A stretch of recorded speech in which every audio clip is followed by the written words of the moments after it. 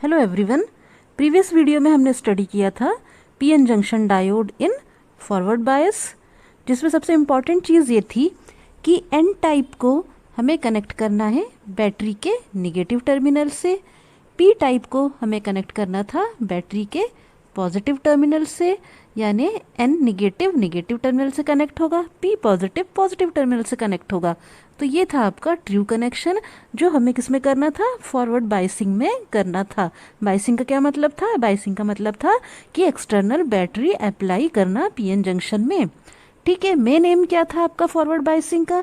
Main M ये था कि जो डिप्लेशन लेयर है या जो पोटेंशियल बैरियर है उसकी विड्थ को हमको क्या करना था, रिड्यूस करना था। उसकी विड्थ को हमको रिड्यूस करना था या फिर इस पोटेंशियल बैरियर को हमको ब्रेक डाउन करना था ताकि हमारी करंट जो है सर्किट में फ्लो हो सके। तो फॉरवर्ड बायसिंग में मेन एम ये होता है कि पोटेंशियल बैरियर यानी कि डिप्लेशन लेयर को ब्रेक डाउन करना है ताकि हमारी फॉरवर्ड करंट आईएफ फ्लो हो सके। जो बैटरी हमने अप्लाई करी फॉरवर्ड डायरेक्शन में वो क्या है आपकी फॉरवर्ड वोल्टेज वीएफ, जिसको मैंने यहाँ पे वेरिएबल शो किया है। ठीक है, मेन चीज़ क्या थी यहाँ पे, जो electric field diffusion of electron के वजह से थी वो थी आपकी अपोजिट डायरेक्शन में किस इलेक्ट्रिक फील्ड के, उस इलेक्ट्रिक फील्ड के जो कि जनरेट हुई थी वीएफ वोल्टेज अप्लाई करने से। तो ये दोनों इलेक्ट्रिक फील्ड अपोजिट डायरेक्शन में होंगी, है ना, जिसके वजह से आपकी डिप्लेशन लेयर ब्रेक डाउन होगी और आपका फॉरवर्ड करंट आईएफ सर्किट में फ्लो होगा। आज हमको स्टडी करना है PN junction diode in reverse bias, यानी यहाँ पे हमको बाइसिंग ऐसी करनी है जो कि पिछली वाली कनेक्शन के अपोजिट होगी, रिवर्स होगी।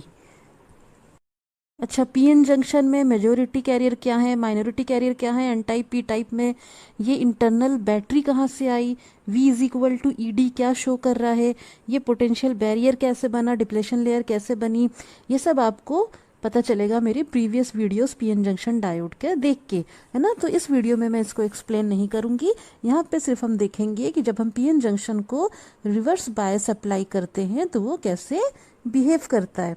ठीक है, तो सबसे इम्पॉर्टेंट चीज़ क्या है यहाँ पे कि एन को आपको कनेक्ट करना है बैटरी के पॉजिटिव टर्मिनल से।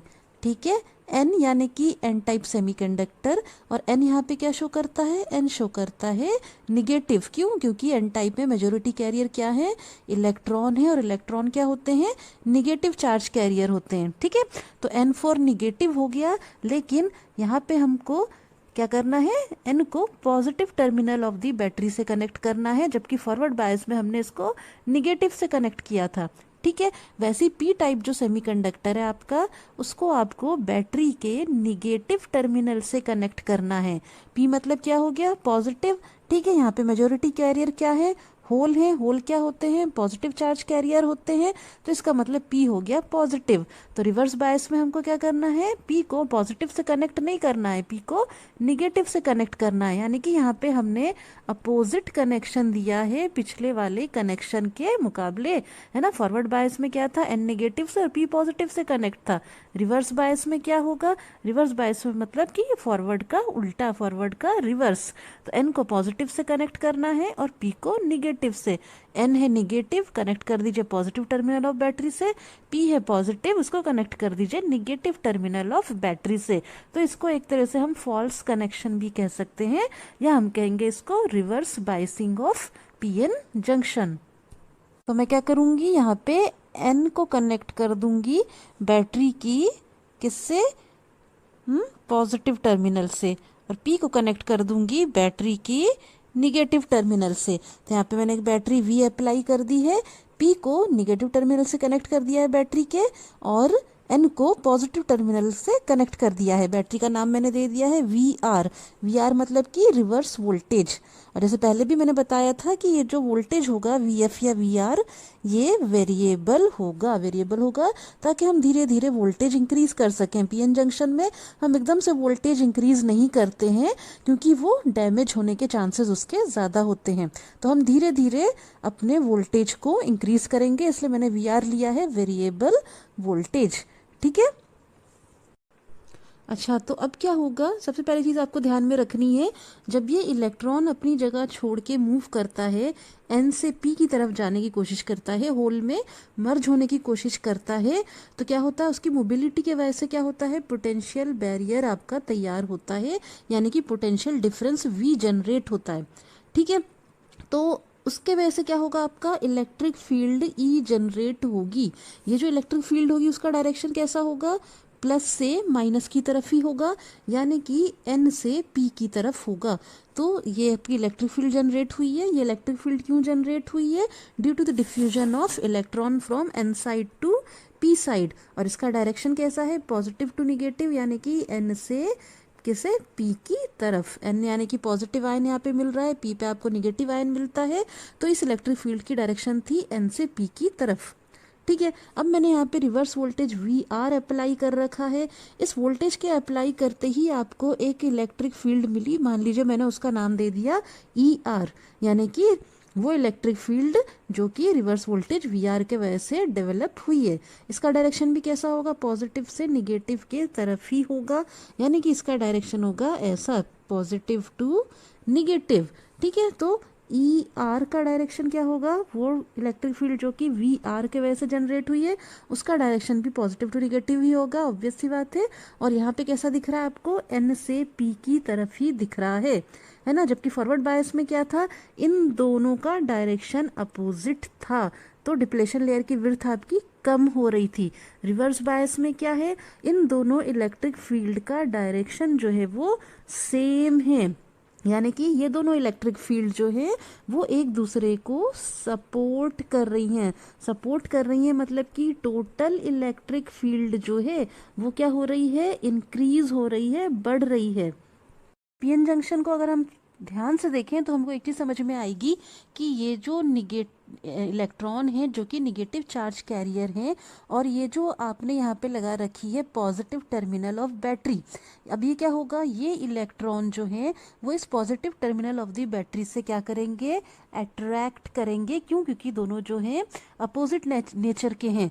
ठीक है, तो ये इलेक्ट्रॉन क्या करेगा, इस सर्किट के थ्रू ये यहाँ पे आने की कोशिश करेगा, positive side of the battery के आने की कोशिश करेगा, क्या, इलेक्ट्रॉन, है ना। और दूसरी चीज अपन देखें कि होल जो कि पॉजिटिव चार्ज कैरियर होता है ये अट्रैक्ट होगा इस negative terminal of the battery से, और ये इस एक्सटर्नल सर्किट के थ्रू यहाँ आने की कोशिश करेगा, negative side of the battery आने की कोशिश करेगा।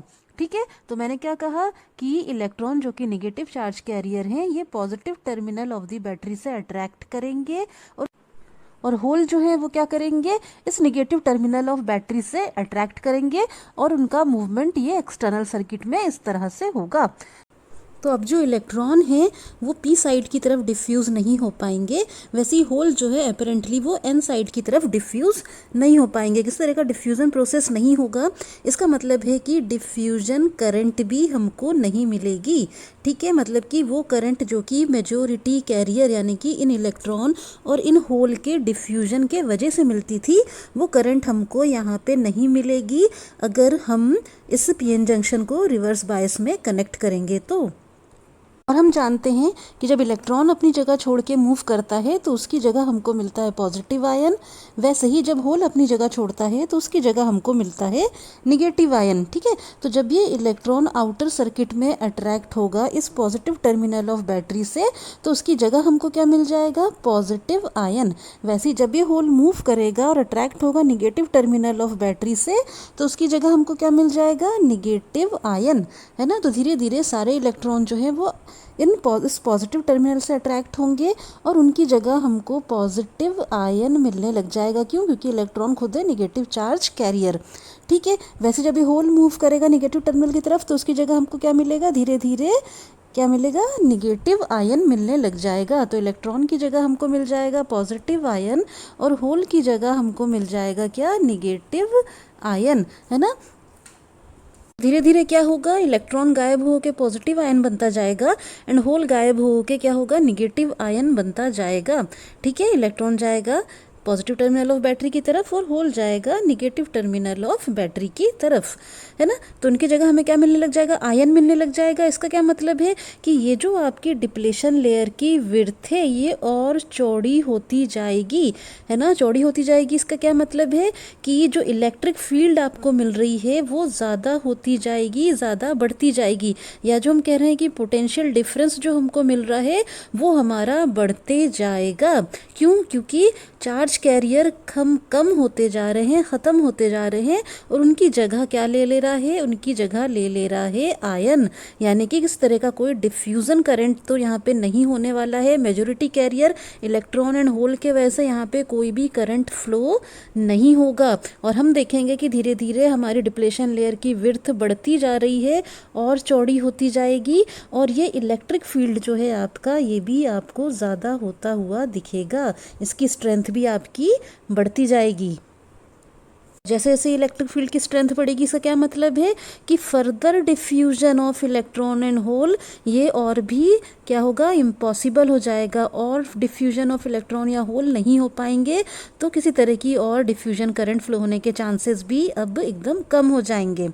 हाँ, कुछ करंट आपको मिल रही होगी, थोड़ी बहुत करंट आपको मिलेगी, ठीक है, लेकिन इसकी वैल्यू इतनी कम होगी कि हम इसको निगलेक्ट कर देंगे। अच्छा, मेजॉरिटी कैरियर की वजह से तो कोई करंट फ्लो नहीं हो रही है, हमको समझ में आ गया। ये हो भी रही तो इतनी कम कि उसकी वैल्यू का कोई इंपॉर्टेंस नहीं है और हम उसे निगलेक्ट कर देंगे, है ना। लेकिन एक चीज़ हमको याद रखना है कि मेजॉरिटी कैरियर के साथ साथ हमारे पीएन जंक्शन में माइनॉरिटी कैरियर्स भी प्रेजेंट थे। वो माइनॉरिटी कैरियर एन में क्या थे, होल, और पी में क्या थे, इलेक्ट्रॉन, ठीक है, जिनकी वैल्यू, जिनका कंसंट्रेशन बहुत कम था, तो इसलिए अभी तक हम उन्हें निगलेक्ट करके आ रहे थे उनके इफेक्ट को, है ना। लेकिन ये जो आपके माइनॉरिटी कैरियर्स हैं, होल एंड इलेक्ट्रॉन, है ना, ये क्यों जनरेट होते हैं आपके, इनको हम कहते हैं थर्मली जनरेटेड चार्ज कैरियर। इनको हम क्या कहते हैं, thermally generated charge carriers. Charge carriers क्यों कहते हैं इनको थर्मली जनरेटेड चार्ज कैरियर? जैसे मैंने प्रीवियस वीडियोस में भी अपने बताए थे कि हमको दो तरह के चार्ज कैरियर मिलते हैं। एक तो वो जो डोपिंग के वजह से मिलता है, उसको हम बोलते हैं मेजॉरिटी चार्ज कैरियर, और दूसरा वो जो कि थर्मली जनरेटेड चार्ज कैरियर होते हैं, मतलब कि जो सर्किट के पीएन जंक्शन में टेम्परेचर राइज होने के वजह से मिलते हैं, उनको हम बोलते हैं माइनॉरिटी कैरियर्स, ठीक है। तो ये माइनॉरिटी कैरियर क्या है, वो चार्ज कैरियर हैं, वो इलेक्ट्रॉन एंड होल हैं जो कि पीएन जंक्शन में हमें मिले। क्यों? क्योंकि वहाँ पे हमने टेम्परेचर को राइज किया, टेम्परेचर को उनने गेन किया, और वो क्या हुए, थर्मली एक्साइट हुए, ठीक है। अब ये जो थर्मली जनरेटेड इलेक्ट्रॉन है ये डिपेंड करते हैं सिर्फ और सिर्फ टेम्परेचर पे, इनका डोपिंग से कोई लेना देना नहीं होता है। जबकि मेजॉरिटी चार्ज कैरियर जो होते हैं वो डिपेंड करते हैं डोपिंग के लेवल पे कि कितनी इम्प्योरिटी हमने ऐड करी है।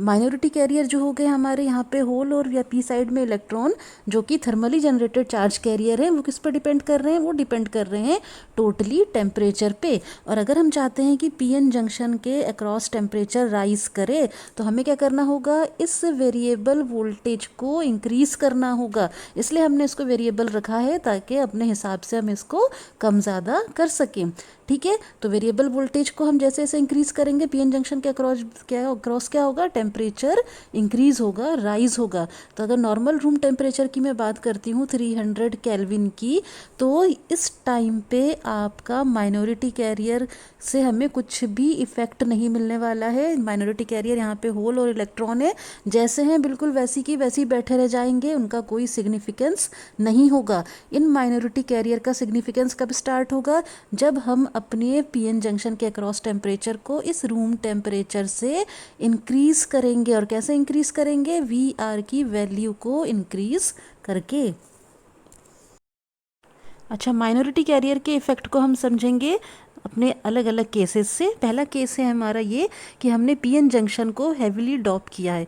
हैवीली डॉप किया है, इसका क्या मतलब है कि यहाँ पे हमने इम्प्यूरिटी ज़्यादा ऐड करी है, डोपिंग लेवल इंक्रीज करके रखा हुआ है, ठीक है। अगर आप पीएन जंक्शन में इम्प्यूरिटी ज़्यादा ऐड करेंगे तो इसका मतलब क्या है कि मेजॉरिटी कैरियर आपको ज़्यादा मिलेंगे। यहाँ पे मेजॉरिटी कैरियर जो इलेक्ट्रॉन एंड होल है उनका अमाउंट आपका ज़्यादा मिलेगा। इसका क्या मतलब है, मेजॉरिटी कैरियर ज़्यादा मिलेंगे तो डिफ्यूजन डिफ्यूजन करंट भी आपको ज़्यादा मिलेगी पीएन जंक्शन में। और डिफ्यूजन करंट ज़्यादा मिलेगी, इसका क्या समझ में आता है कि डिप्लेशन लेयर की विड्थ जो होगी वो कम होगी, है ना। तो पहला केस है मेरा कि पीएन जंक्शन में मैंने इम्प्यूरिटी बहुत अच्छे से ऐड करी है, इसलिए मैं उस पीएन जंक्शन को बोलती हूँ हेविली डॉप्ड पीएन जंक्शन। अगर हेविली डॉप्ड पीएन जंक्शन है तो इसका मतलब डिप्लेशन लेयर की विड्थ जो है वो बहुत कम होगी। जितना ज़्यादा डोपिंग करेंगे पीएन जंक्शन में, डिप्लेशन लेयर की विड्थ उतनी कम होती जाएगी। तो पहला केस मैंने अपने पीएन जंक्शन को बहुत अच्छे से डॉप किया है, हेविली डॉप किया है। इसका मतलब जो डिप्लेशन लेयर है वो मुझे बहुत नैरो यानी कि बहुत कम थिकनेस का मिलने वाला है। यहाँ पे फिलहाल मैं सिर्फ और सिर्फ माइनॉरिटी कैरियर को शो कर रही हूँ पीएन जंक्शन में। यहाँ पे एन साइड में माइनॉरिटी कैरियर होल है, जबकि पी साइड में माइनॉरिटी कैरियर क्या है, इलेक्ट्रॉन है। तो मैं यहाँ फिलहाल सिर्फ और सिर्फ माइनॉरिटी कैरियर को शो कर रही हूँ। क्या होगा, डिप्लेशन लेयर की विड्थ यहाँ पे आपको दिख रही है बहुत कम है। क्यों? क्योंकि ये जंक्शन जो है पीएन जंक्शन हैविली डॉप है। हैविली डॉप है इसका मतलब कि नैरो डिप्लेशन लेयर की विड्थ मिल रही है, डिप्लेशन लेयर जो बहुत कम हो गया है। यानी कि जैसे मैं थोड़ा ही टेम्परेचर इंक्रीज करती हूँ पीएन जंक्शन का, मतलब इस वीआर की वैल्यू को, रिवर्स वोल्टेज की वैल्यू को जब मैं थोड़ा बहुत इंक्रीज करूँगी तो सर्किट के अक्रॉस टेम्परेचर आपका थोड़ा बहुत बढ़ेगा। तो ये जो minority carrier electron and hole हैं वो क्या होंगे, इस टेम्परेचर को गेन करेंगे, एब्जॉर्ब करेंगे। ठीक है, इस टेम्परेचर को गेन करने से क्या होगा, इनका कोवेलेंट बॉन्ड टूटेगा, इनका covalent bond in charge carrier का ब्रेक होगा। और जैसे इनका कोवेलेंट बॉन्ड ब्रेक होगा ये अपनी जगह से मूव करने लग जाएंगे, अपनी जगह से मूव करने लगेंगे। क्योंकि यहाँ पे डिप्लेशन लेयर की विड्थ इतनी कम है कि ये आसानी से मूव कर जाएंगे, इस डिप्लेशन लेयर में आसानी से मूव करेंगे। इसको हम बोलेंगे टनलिंग इफेक्ट। इसको हम क्या बोलेंगे, टनलिंग इफेक्ट बोलेंगे।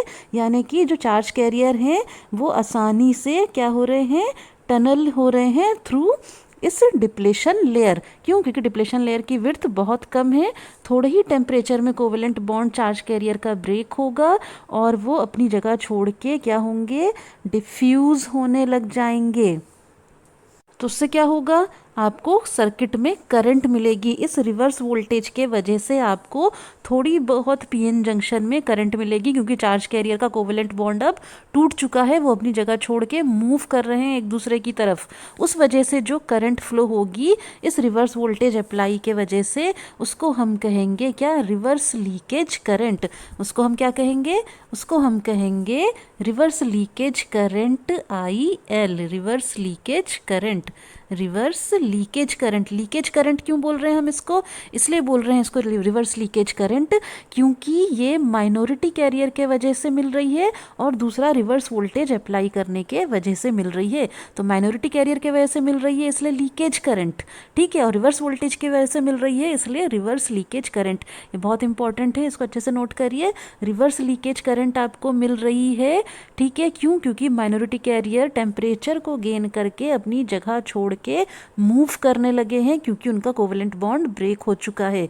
लेकिन अभी फिलहाल जो ये करंट आपको मिल रही है उसकी वैल्यू जो है बहुत कम होगी, बहुत कम, क्योंकि हमने टेम्परेचर अभी इतना ज़्यादा राइज नहीं किया है। अच्छा, ये जो रिवर्स लीकेज करंट आपको मिल रही है ये आपको मिल रही क्योंकि आपने अप्लाइड वोल्टेज VR को इंक्रीज करके सर्किट के अक्रॉस टेम्परेचर बढ़ाया था, ठीक है। अब ये VR के वजह से मिल रही है, इसलिए हम इसको डिफ्यूजन करंट की कैटेगरी में नहीं डालेंगे, बल्कि हम इसको कहेंगे ये ड्रिफ्टिंग ऑफ इलेक्ट्रॉन के वजह से मिल रही है ना, ड्रिफ्टिंग ऑफ इलेक्ट्रॉन के वजह से मिल रही है।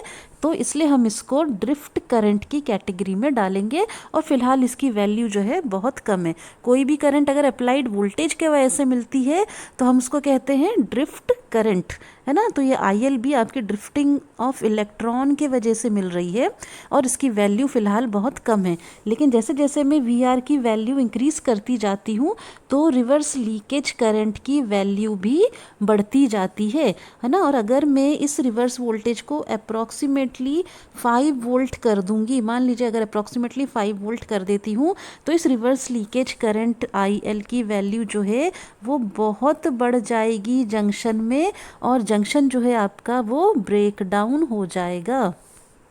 क्या मैंने कि अगर मैं वी आर की वैल्यू को बढ़ाते बढ़ाते मान लीजिए 5 वोल्ट के अप्रॉक्स कर देती हूँ तो क्या होगा, रिवर्स लीकेज करंट की वैल्यू बहुत ज़्यादा हो जाएगी, आपका पीएन जंक्शन जो है वो ब्रेक डाउन हो जाएगा। ठीक है, और इस ब्रेक डाउन को आप बोलेंगे जीनर ब्रेक डाउन। इसको आप क्या बोलेंगे, जीनर ब्रेक डाउन। इसका नेक्स्ट वीडियो में बहुत अच्छे से डिस्क्राइब करूंगी मैं। फिलहाल अब इतना ही जानिए कि जो ब्रेक डाउन आपका हुआ हैविली डॉप्ड पीएन जंक्शन में, उसको आपने कहा जीनर ब्रेक डाउन।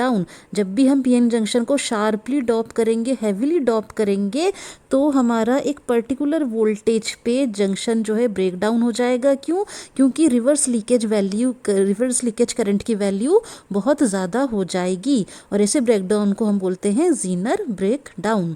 लेकिन ये ब्रेक डाउन जो होता है आपका सेफ होता है। सेफ होता है इसका क्या मतलब है कि अब भी आपका डायोड जो है या पीएन जंक्शन जो है वो डैमेज नहीं हुआ है, सेफ है, और फॉरवर्ड बायस में एज इट इज़ वो प्रोसेस करेगा, उसका फंक्शन जो है एज इट इज़ आपको मिलेगा फॉरवर्ड बायस में। तो जीनर ब्रेकडाउन सेफ ब्रेकडाउन होता है जो कि कम वोल्टेज पे ही अचीव हो जाता है। अच्छा, नेक्स्ट केस क्या है, थिनली डॉप्ड पीएन जंक्शन। मतलब कि यहाँ पे हमने डोपिंग बहुत कम करी है, मेजोरिटी कैरियर आपको बहुत कम मिलने वाले हैं, यानी कि किस तरह की डिफ्यूजन करंट आपको यहाँ पे बहुत ही कम मिलेगी, इम्पॉसिबल होगा। तो थिनली डॉप में क्या होगा, जहाँ पे हमने डोपिंग बहुत कम करी है तो वहाँ पे ऑब्वियस है डिप्लेशन लेयर की विड्थ जो है वो बहुत ज़्यादा होगी, डिप्लेशन लेयर की विड्थ ज़्यादा होगी, यानी कि ये movement of electron and hole जो है वो एकदम ही इम्पॉसिबल होगा। हमने सिर्फ माइनॉरिटी कैरियर यहाँ पे शो करे हैं, और ये माइनॉरिटी कैरियर इस डिप्लेशन लेयर की वजह से, या यहाँ पे जो हमें बहुत ज़्यादा इलेक्ट्रिक फील्ड मिल रही है उस वजह से आपस में क्या हो नहीं हो पाएंगे, आपस में रिकम्बाइन नहीं हो पाएंगे।